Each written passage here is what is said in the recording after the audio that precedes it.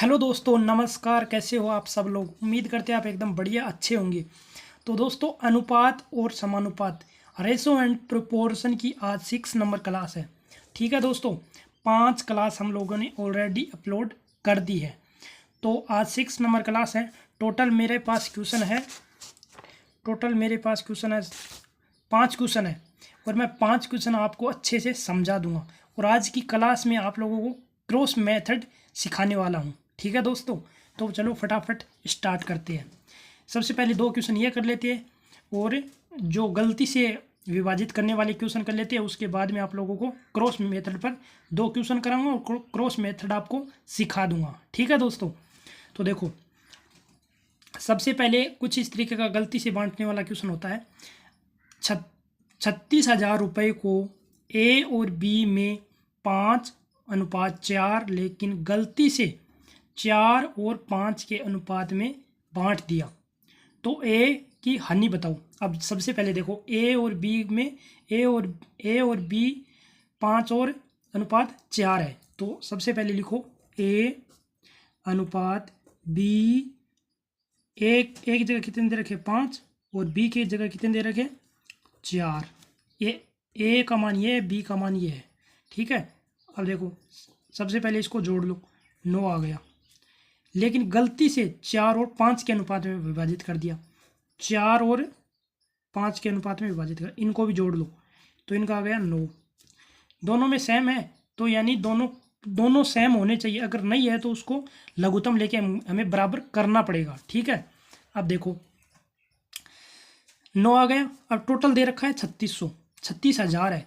जो 36,000 की वैल्यू ही 9 है, 36,000 की वैल्यू ही 9 है। ये दोनों में कॉमन है, वही संख्या जो 36,000 की वैल्यू है। तो 9 से कितनी बार कटेगा? 4 बार। ठीक है, तो ये कितना आ गया? 4,000। अब पूछा क्या है? ए की हानि। तो ए की हानि कितनी है? 1 की है। 5 से 1, 5 से 4 में जाएगा तो कितना कम करना पड़ेगा? ज़्यादा कम करना पड़ेगा। कितना? 1। कितना? 1। तो वही इनकी वैल्यू है 4,000 की।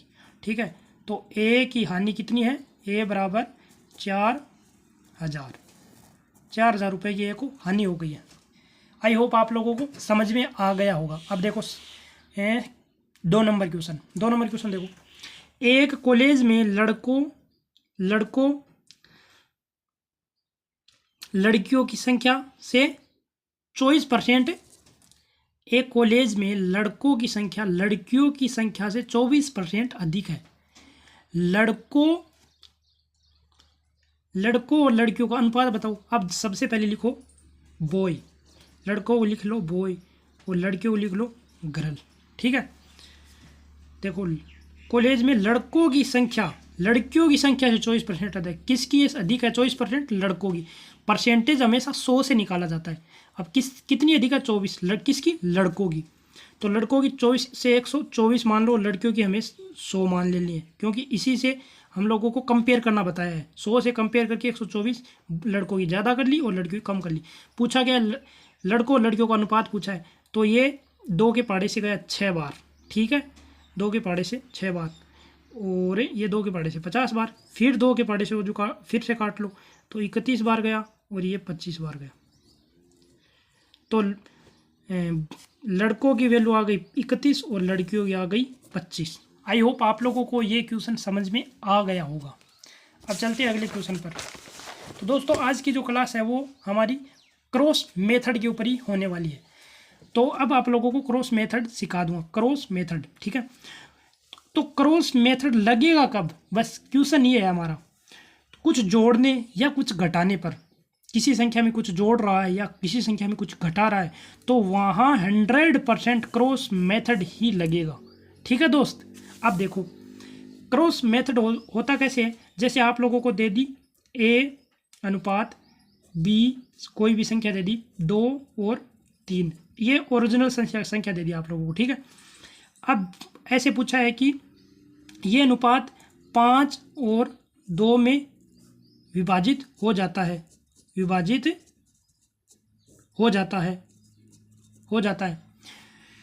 6 जोड़ने पर, 6 जोड़ने 6 जोड़ने या 5 जोड़ने या 2 कम करना, मतलब इस तरीके का आपको फॉर्मेट क्वेश्चन में आएगा। ठीक है, तो इसको करना कैसे, क्रॉस मेथड को अगले क्वेश्चन में समझते हैं। ये क्वेश्चन नंबर है 1। ठीक है, अब देखो क्रॉस मेथड कैसे लगेगा।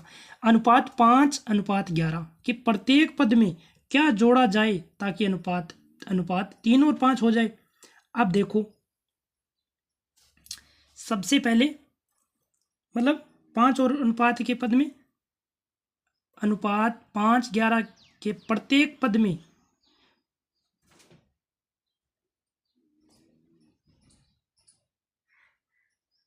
यहाँ लिखो 5 जोड़ा जाए ताकि अनुपात, और 5 लिख लो यहाँ पर। ठीक है, अब देखो सबसे पहले हम लोगों को मान दे रखा है ए 5 और 11, 5 और 11 प्रत्येक पद में 5 जोड़ा जाए ताकि अनुपात 5 जोड़ा जाए। ठीक है, तो 3:5। अब जोड़ा क्या जाए 5, तो वो जो जोड़ी जाएगी इन संख्या वो हमेशा नीचे लिखी जाएगी। ठीक है, कितना 5 और 5 जोड़ा जाए। तो अब देखो 5 को 5 से गुणा किया तो आ गया 25, 5 को 5 से गुणा किया तो आ गया 15 अनुपात। अब देखो 5 को 5 से गुणा किया तो आ गया 25, 11 को 3 से किया तो आ गया 33। अब 25 और 11 का मान होता है 8, यानी अंतर 8 होता है, और 5 और 25 और 15 का अंतर होता है 10। तो यहाँ पर ये जो 10 नीचे वाली वैल्यू है ना, ऊपर वाली वैल्यू के बराबर आ गई। पूछा क्या है हमें, तो जो जोड़ा क्या जाए, तो ये 4/5। अगर ये संख्या पूछे ना हमें, ये ऊपर वाली, तो यहाँ 5 से गुणा कर दो, और ये 4/5 ये 11 से गुणा कर दो, 11 5 55 और बटा 4 अनुपात 25/4। ये 4 से 4 कट गया, और ये 25 के पाड़े से 5 बार कट गया, और ये 5 के पाड़े से 11 बार कट, 5:11 ये संख्या ओरिजिनल आ गई। ठीक है दोस्तों, तो कुछ इस तरीके से ये क्वेश्चन सोल्व होता है। अब देखो आगे और समझाता हूँ, एक क्वेश्चन और है। जैसे देखो 3 और 4 है, यदि 2 संख्याओं में 3 घटाया जाए तो 2 और 3 संख्याओं का योग बताओ। 2 और 3 हो जाए तो संख्याओं का योग बताओ। देखो सबसे पहले हम लोगों को लिखना है 3 और 4। यदि दोनों संख्याओं में 3 घटाया जाए तो 2 और 3 हो जाती है, तो 2 और 3 हो जाती है। घटाया कितना जाए 3, वो यहाँ नीचे लिखना है। 3 तिया 9 और 3 दूनी 6, अंतर कितना आ गया 3। 3 तिया 9, और इसको इससे गुणा और इसको इससे गुणा, और 4 2 8, इसका अंतर 1 आ गया। इस अंतर इसको बराबर करो, 3 की वैल्यू 1 है, तो देखो अब तो 3 का मान 3 आ गया। अब देखो पूछा क्या है, तो संख्या का योग बताओ। संख्या का योग, संख्या कितनी है ये 7, संख्या 4 और 3 7, 3 + 4 = 7।